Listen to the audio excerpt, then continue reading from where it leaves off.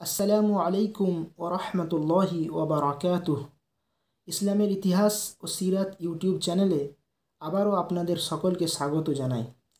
যেমনটা আপনারা থাম্বনেইলে দেখেছেন যে আজকে আমরা একটু ভিন্ন টপিকে আলোচনা করতে চলেছি।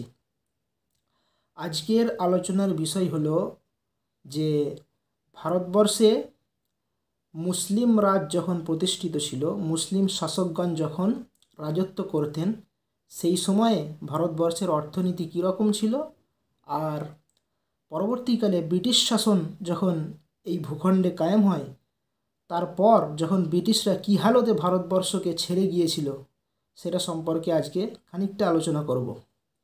দেখুন, অনেকজন বলে থাকে, বহু ইসলাম বিদ্বেষী মুসলিম বিদ্বেষী মানুষরা বলে থাকেন যে যখন ভারতবর্ষে নাকি যখন মুসলিম শাসকগণ আসে, তারা ভারতবর্ষ সমৃদ্ধশালী দেশ সেটা দেখে ভারতের প্রতি আকৃষ্ট হয়ে এসেছিলেন এবং লুট করে চলে গেছেন। এই কথা দেখবেন মাঝে মধ্যেই আপনারা সোশ্যাল মিডিয়াতে দেখতে পাবেন বা ইলেকট্রনিক্স মিডিয়ায় দেখতে পাবেন, বারবার এই ধরনের কথা বলা হয়। আদৌ এই অভিযোগটি কতটুকু যুক্তিসঙ্গত, সেটা আজকে কিছু পরিমাণ ডেটা এবং রিসার্চের বেসে আপনাদের সামনে উপস্থাপন করার চেষ্টা করব ইনশাআল্লাহ। আল্লাহ যেন তৌফিক দান করেন। দেখুন, আজকে যে রেফারেন্সগুলো আমি দেব, যে বই থেকে অথবা কোনো প্রমিনেন্ট ওয়েবসাইট থেকে রেফারেন্সগুলি আপনাদেরকে বলবো, সেগুলি এখানে মৌখিকভাবেই আপনাদের সামনে জাস্ট ফ্যাক্টস আর ডেটাটা উপস্থাপন করব। পরবর্তীতে আপনারা আমার ফেসবুক প্রোফাইলে অথবা ফেসবুক পেজে গিয়ে সেই রেফারেন্সগুলি সম্পর্কে ডিটেলসে দেখতে পারেন। তাছাড়া ভিডিওর নিচে ডেসক্রিপশানে আমি সেগুলো উল্লেখ করে দেবো। এখানে সেইগুলো আর বিস্তারিত বলছি না, শুধুমাত্র ডেটাটা আপনাদেরকে বলবো। ভারতবর্ষে স্থায়ীভাবে মুসলিম রাজ শুরু হয় 1206 খ্রিস্টাব্দে। এর আগে বহু রাজা, বহু সুলতান ভারতবর্ষের দিকে আসেন এবং ভারতবর্ষের বহু অংশ তারা শাসন করেছিলেন, কিন্তু সেটা অস্থায়ী তালিকায় রাখা হয়, কারণ তারা সমগ্র ভারতবর্ষে পরবর্তীকালে তাদের ভূখণ্ড বিস্তারে অতটা মনোযোগী ছিলেন না। যেমন মোহাম্মদ ঘুরি, তারপরে সুলতান মাহমুদ, এরাও সাম্রাজ্য বিস্তার করে করে তাদের সাম্রাজ্যটা ভারত পর্যন্ত এনেছিলেন, মানে উত্তর ভারতের কিছুটা অংশ, বিশেষ করে আজকে যেখানে পাকিস্তান অঞ্চল, পাঞ্জাব প্রদেশ, এইসব জায়গাগুলো পর্যন্ত তারা এসেছিলেন। কিন্তু স্থায়ীভাবে ভারতকেন্দ্রিক শাসন ব্যবস্থা মুসলিমরা স্থায়ীভাবে শুরু করেছিল 1206 খ্রিস্টাব্দে। প্রথম আসে দাস বংশ, আমরা জানি কুতুবউদ্দিন আইবক, তার সময়কাল থেকেই ভারতবর্ষে স্থায়ীভাবে মুসলিম শাসন প্রতিষ্ঠিত হয়। তো প্রথম দাস বংশ, তারপরে খিলজি বংশ, তারপরে তুঘলক বংশ, তারপর সৈয়দ বংশ, তারপর লোদি বংশ এবং তারপর মুঘল শাসন। এগুলো ছিল দিল্লি কেন্দ্রিক শাসক, মানে সাম্রাজ্যের নামগুলো আপনাকে বললাম। তো প্রথম যে 5টা নাম বললাম আপনাকে, প্রথম হলো দাস বংশ, তারপর খিলজি বংশ, তারপর তুঘলক বংশ, তারপর সৈয়দ বংশ, তারপর লোধি বংশ। এই 5টা বংশ মিলে প্রায় 300 এবং 300-রও কিছু বেশি বছর তারা এই ভারতবর্ষে রাজত্ব করে। তো এই 5টা বংশকে বলা হতো দিল্লি সালতানাত। তো এই দিল্লি সালতানাতের সময় যখন 1500 সালের কাছাকাছি সময়ে ভারতবর্ষের জিডিপি ছিল প্রায় আপনার 25%। তো ফিগার আউট করলে 24.36%।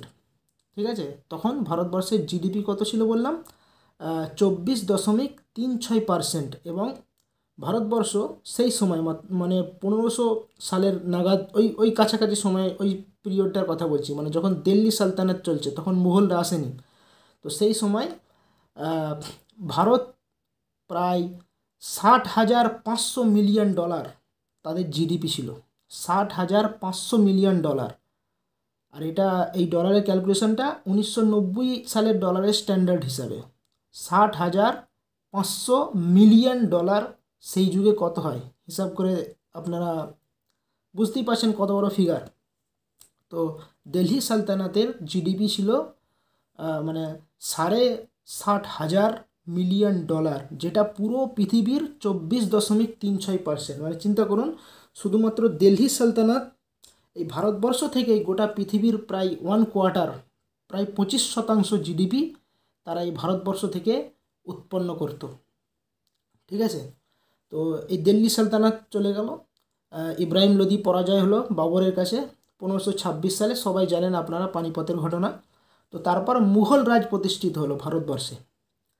সেই মুঘল রাজ চলাকালীন সময়ে ভারতবর্ষ প্রথম দিকে একটু ইকোনমি ডাউন থাকে, তারপর আস্তে আস্তে বাড়তে থাকে এবং সম্রাট আওরঙ্গজেব আলমগীর রহিমাহুল্লাহ তার সময়কালে সাম্রাজ্য সর্বত্র বিস্তার লাভ করে এবং ইকোনমিও সর্বোচ্চ বিস্তার লাভ করে। তিনি ইসলামিক অর্থনীতি প্রতিষ্ঠা করেছিলেন এবং সেই সময়ে ভারতবর্ষ অন্যান্য যত সমসাময়িক সাম্রাজ্য ছিল তার থেকেও ইকোনমিক্যালি ডেভেলপড হয়ে গেছিল। দিল্লি সালতানাতের সময়, দিল্লি সালতানাতের যে ফিগারটা রাখলাম, তখন ভারতবর্ষ দ্বিতীয় ছিল। প্রথম ছিল চায়নার কিং ডাইনেস্টি, কিন্তু সম্রাট আওরঙ্গজেব রহিমাহুল্লার সময়ে ভারতবর্ষ লিড করেছিল ইকোনমিতে। তো সেই সময় 25% কাছাকাছি জিডিপি ভারতবর্ষ একাই প্রডিউস করতো এবং লিস্টে টপ ছিল এই ভারতবর্ষ তখন সম্রাট আওরঙ্গজেব রহিমাহুল্লার সময়কালে। এর সমস্ত রেফারেন্স আমি আপনাদেরকে দিয়ে দেব আমার পেজে অথবা প্রোফাইলে, আর নিচে ডেসক্রিপশানে আপনারা সম্পূর্ণ রেফারেন্স সহকারে জিনিসগুলো দেখতে পাবেন। তো তারপরে যখন মুঘল সাম্রাজ্য পুরো ভারতবর্ষে প্রায় প্রতিষ্ঠা হয়ে গেল, সাউথের কিছু অঞ্চল বাদে, সেই সময় ছোট ছোট রাজ্য এই মুঘল সাম্রাজ্যের অধীনে থাকতো, বিশেষ করে এই বাংলাতে। ঠিক আছে, বেঙ্গল সুবা যখন ছিল, মানে এখানে নবাবদের শাসন যখন প্রতিষ্ঠিত ছিল, সেই সময় বলা হয় নাকি আপনার ডাচ যারা, মানে নেদারল্যান্ডের পিপল, তো তারা যত জিনিস আমদানি করত তার 36% শুধুমাত্র এই সুবে বাংলা থেকেই যেত। মানে ডাচদের যত আমদানিকৃত দ্রব্য ছিল সমস্ত কিছুর 36% শুধুমাত্র এই বাঙ্গাল সুবা থেকেই যেত। তাহলে চিন্তা করে দেখুন। আর সেই সময় বাঙ্গাল সুবা, আর ওইদিকে আপনার নিচে মহীশূর ডাইনেস্টি, মহীশূর, তো যাকে ইংরেজিতে মাইসুর বলা হয়, মাইসুর ডাইনেস্টি অফ মাইসুর। তো এই দুটো জায়গার মানে বাঙ্গাল সুবা আর ওইদিকে মাইসুর, এদের লাইফ স্ট্যান্ডার্ড নাকি তখন সমসাময়িক বিশ্বের সবথেকে সেরা লাইফ স্ট্যান্ডার্ড ছিল। এটারও ডিটেলস আপনি রেফারেন্স সহকারে পেয়ে যাবেন। তো এই ছিল ভারতবর্ষে মুসলিম শাসনের সময়কালে মানে অর্থনীতি যে গ্রস ডোমেস্টিক প্রোডাক্ট যেটা জিডিপি হয়, সেটা আপনাদের কাছে রাখলাম। যে ভারতবর্ষ প্রায় তখন 1/4 সম্পদ, মানে 1/4 জিডিপি গোটা ওয়ার্ল্ডের নিজেরাই প্রডিউস করতো। আর সব থেকে শিখরে কখন ছিল? আওরঙ্গজেব রহিমাহুল্লার সময়কালে। তারপর দেখুন 1857 সালের মহাবিদ্রোহ হলো। এই মহাবিদ্রোহ পর ভারতবর্ষে সরাসরিভাবে ক্রাউন, মানে ব্রিটিশ ক্রাউনের রাজ প্রতিষ্ঠা হয়ে গেল। তারপর বাংলায় কি অবস্থা হয়েছিল আপনাদের কয়েকটা ডেটা দিচ্ছি, আপনারা ভালো করে ফলো করুন। দেখুন 1850 সালে যখন ভারতবর্ষে, তখন ব্রিটিশরা চলে এসছে, কিন্তু মহাবিদ্রোহ তখনও হয়নি, তাই না? ক্রাউন রাজ তো প্রতিষ্ঠিত হয়নি, কিন্তু ভারতবর্ষের মোটামুটি অনেকটা জায়গা তখনও ব্রিটিশদের হাতে। তো সেই সময় 1850 সালে ভারতবর্ষের জিডিপি প্রায় 5 থেকে 10% নিচে নেমে যায়।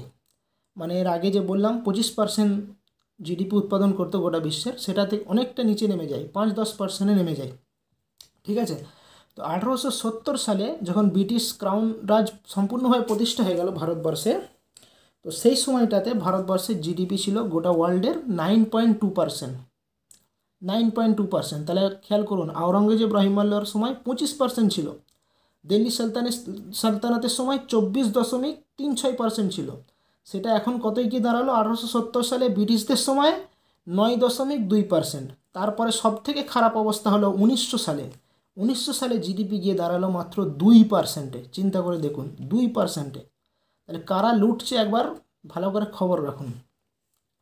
তারপর 1930-এ কিছুটা উঠলো, ঠিক আছে, তখন ভারতবর্ষ প্রায় 2,44,097 মিলিয়ন ডলারের জিডিপি উৎপন্ন করত, যেটা গোটা বিশ্বের জিডিপির শতকরা হিসেবে ছিল 6.82%।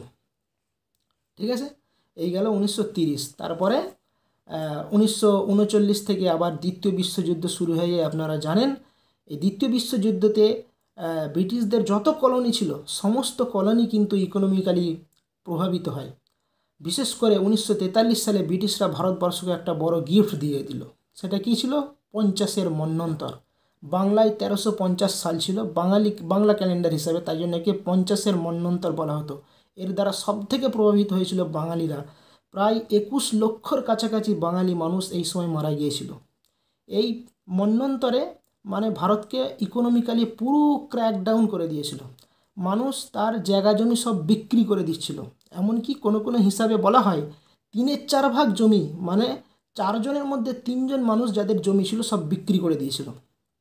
ঠিক আছে, তো এই হালতে আমাদের স্বাধীনতার মাত্র 4 বছর আগে 1943 সালে এই ঘটনা ব্রিটিশরা ঘটিয়েছিল, যার সম্পূর্ণ দায় তৎকালীন ব্রিটিশ প্রধানমন্ত্রী উইনস্টন চার্চিল।